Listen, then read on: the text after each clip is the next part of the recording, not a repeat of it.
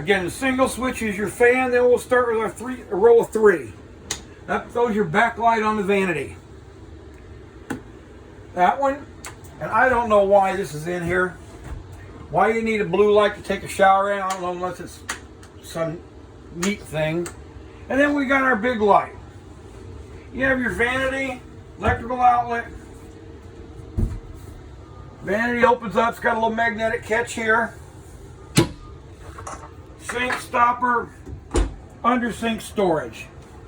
You have a shower. Now, very important, you'll see this little rubber latch right here.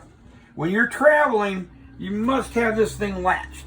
If you don't, these doors will flop around, and pretty soon they'll jump off tracks. And you got to bring it back in for me to repair it. We open it up. Pretty standard shower with the skylight. Clean your shower, don't use anything abrasive, soft scrub, just soap and water. Pretty simple to do. Close it, put the lock on it. We have a toilet. Pretty much standard like your home toilet with the flush lever on the right hand side facing it. Push all the way down, it rinses, it flushes. But you can see that it doesn't let a lot of water in. So what you do is just push down partially on it and you can start adding water. That's about where I run it. It's entirely up to you, whatever you're comfortable with. All there is to it. Okay. This area is pretty simple. You have your TV. If you pull down on this little tail, you can bring the TV out to tilt it so the people in the back recliners get a better view. You can tilt it more for the dinette people to get a view. Go push it in on the side, you'll hear it click, and it's latched in position. Pretty standard TV, volume, channel, not much to it. Cabinet storage, cabinet storage. AM, FM, DVD player. Comes on, it's going to tell you it's a Furrion. Now you have interior speakers on the ceiling. You also have on zone 2. So you have zone 1 and zone 2. Zone 1's interior. Zone 2 is your outside speakers, and you can run both sets at one time or only one or the other. It doesn't matter either way. Now, right in here, you'll notice got a little light on here. That's the power booster to amplify your TV signal. And you'll know for a fact that you don't have that on when your TV freezes up. It's either frozen up or she went into mummy mode. Turn it back on, and off she goes. Now, if you're running satellite or cable TV, and it says over here, if you look, it says CATV, you gotta have the light on by it. So you have to turn your booster off. Now the light's on. It's gonna let cable TV come in to your TV, and it freezes the TV signal out. All you'll get is cable or satellite. But just remember, if you're completely frozen up, like she looks like she's waving to you, you turn the booster back on, all of a sudden she's moving on with it. Now, you have your furnace, puts out about 1,500 watts of heat. You can turn it off and on and do everything manually, or you can get your handy dandy remote. If you're sitting in your recliners, you need a little ambiance, on you go.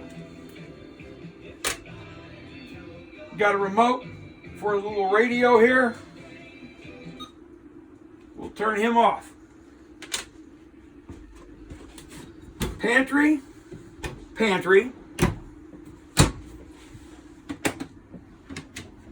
This is the converter, and it's also the battery charger. It has 110 volt AC circuit breakers just like you have at home. It also has 12 volt fuses to control your slide outs, your lights, your water pump, all that good stuff. Everything is labeled as to what they do. Access to your furnace. Again, there's nothing in here for you. That's basically all for me. Have your dinette. 1 bottle of toilet chemical. This is the blue stuff that'll stay. If you get it on you, it'll make you look like a Smurf. Warranty paperwork. The TV mount that mounts on the back of your new TV you're going to buy, and it just hangs on those little mounts we've got on for you. 2 sets of keys. This will make a bed. You just pull this off the pedestals, lift your seats up, and lay this down on these wooden blocks right here. Then you spread out your seats and your backs to form a bed. Underneath lights, top lights, standard windows with pleated shades. On this side we have our refrigerator. Refrigerator is made by a company called Dometic, been around forever. Runs on propane or electricity. Now, easy to control. If you look here, it says on and off. It says auto or gas. All you're going to do, come in and turn it on. I'm going to press the button, put it on auto. I'm going to let the little printed circuit board of this refrigerator determine what it's going to run on. What it's going to do, it's going to look for electricity first. If it finds electricity, it's going to go on about its business. No problem. If something happens and the electricity is no longer available and it quits, it will automatically start taking propane to run it. Now, this is a relic from the old days where you could choose to go on gas if you want to. Just by pressing the button, the auto light goes off. Now it's only running on propane. There's no sense in it. Just let it do what it's wanting to do. I mean, you let it control itself. If you're on automatic in the middle of the night, your campground loses electricity. You're out on the lake fishing all day and your campground loses electricity. You come back home, you come back to your camper, it's switched over to propane, you're still up and running. If you just lock it into gas, you run out of gas while you're gone for the whole day. This refrigerator is going to be hotter than a coal in a fireplace. Put it on auto, let it run. Your thermostat. That's the coldest. Just press the button. A lot of people's only going to run it here. If you run it too cold, it'll start getting free. It'll freeze stuff up on this shelf. Now, this refrigerator, don't do it like you do at home. Don't open the refrigerator up. Stay in here and try to decide what you want.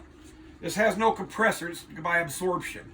At home, we can stand and look all we want. The compressor and the fans are going to keep it running, keep it cold.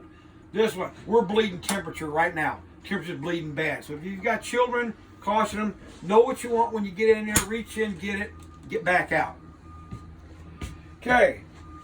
Access panel to the back of your water heater. Stove and oven, made by Furion. Push it up to the top. Little lights will come on around. You can turn it on. Ignite your burners. Now, if you're an old-time RVer and you've had an RV before, you probably haven't had an oven light. So you can turn to the bottom position, you get this light, and you get your oven light. Now, if you've been doing this a while, you probably got an extended flame. When you turn your oven on, you push in on the knob, and you light it with that. These newer ones, you don't have to. You push in on the knob, turn the igniter, and if you look back on it, you'll see a little blue flame back there in the back. You can ignite it with that. You don't have to have the extended flame anymore. But if you want to use the extended flame, by all means, go ahead.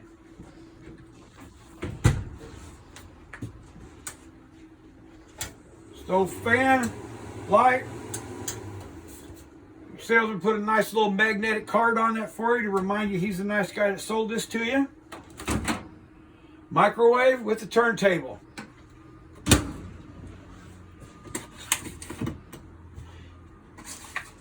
Adapter for your 30 amp cord to go down to 15 amp. Pop up. 110 volt AC. 2 USB charging stations. The only shades in your unit that are not the pleated shades.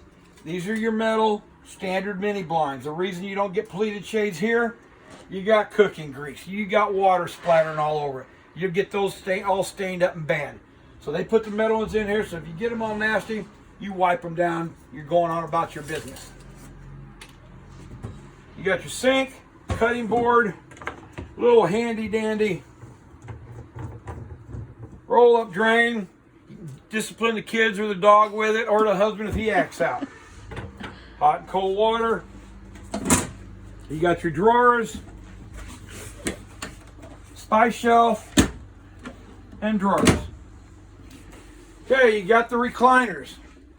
I went ahead and put your little work tables in with them, and they work pretty simple. They just lift in and out. Now, here's the key. If you put this in here, you gotta make sure you push it all the way down there so it stays solid. Because if you just set it in there, it's gonna wobble all over like it's got a bad leg. Put it in there, push it down. Also, while we're here, your release mechanisms are on the side of the chair. You just release it, up we go. Now, we got the massager. We got the light underneath the chair. And we got heat. Off, off. You can turn it down so it goes off. Both chairs are identical on that. Your lights. You got your recliners here. They're just a standard recliner. You push back, feet go up. Now, what you got to watch for right here is if you're out and about and you're using these, this is going to be out in the hallway. You got to remember to take these, push them all the way back when you bring this room in. Because it's going to be bad, bad, bad if you don't. It's going to bend the mechanisms, so you want to make sure you push them back. Get them out of the way. We also have straps that you can tie these chairs down with. Lights up here, emergency escape window, chairs the same over here. You have a fire extinguisher, you have a ground fault GFCI 110 outlet. You want to test it every now and then. What I'll tell people to do is you plug something in, turn it on, press the button, it'll stop. Press the resume button, it starts, you're in business. Smoke detector on the ceiling. Storage under here.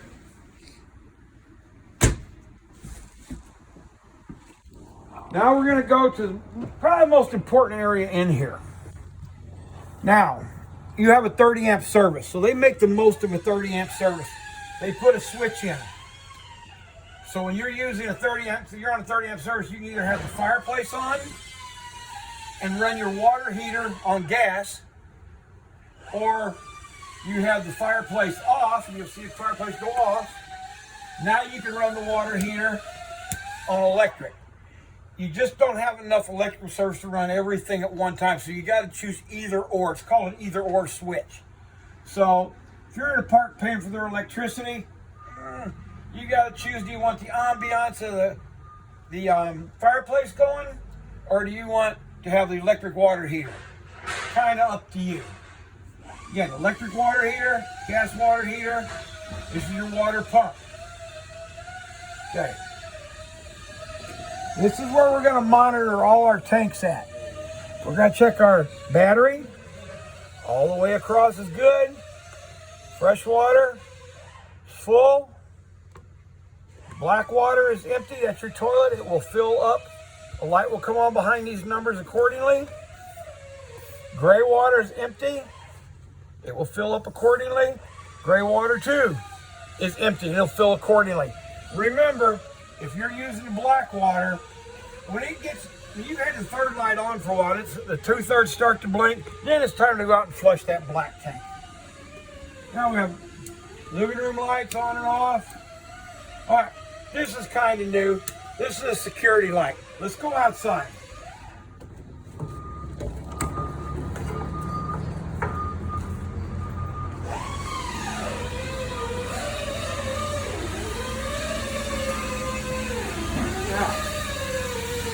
This is where all your sewer stuff works. Watch that little light right there on the side of the coach.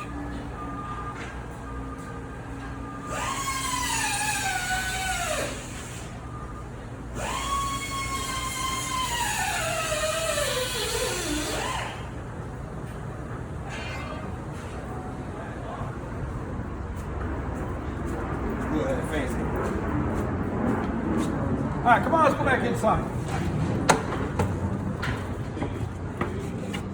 Now, slide out, extend, and retract. Pretty simple.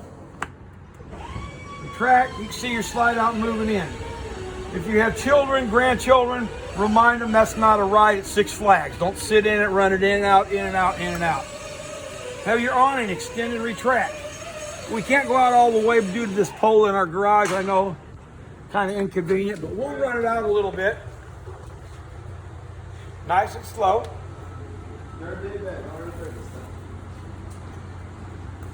And you've got an awning light. Nice LED light here on the top. Now, if you're using this awning and it's raining, that's not a problem. Just remember, you want to tilt one end of the awning down a little bit. And to do that, and you can do it at either end, I just usually recommend away from the entry door area. When it's all the way out, you're just going to grab it right here below this hinge and pull down on it. And it's going to drop one side about 6 inches. You can use it in light wind, you can use it in light rain. Here's what you don't want to do. You don't want to be at a campground and say, okay, we're going out fishing for the day. You don't know what the weather's going to be. Take a minute, press the button, roll the awning up. Because the worst thing in the world is to be out on a lake, a big thunderstorm just blow up out of nowhere. You come back and you look and you go, well, honey, where's our awning at? You don't have an awning. That's because the wind's got underneath it, and parachuted it up on the other side of the coach, ripped all this out of the wall, ripped the awning. Now you got to call State Farm Insurance or whoever it is and file the claim, and it gets expensive. So if you're going to be gone for a long period of time, put it back in. It doesn't take you any time at all.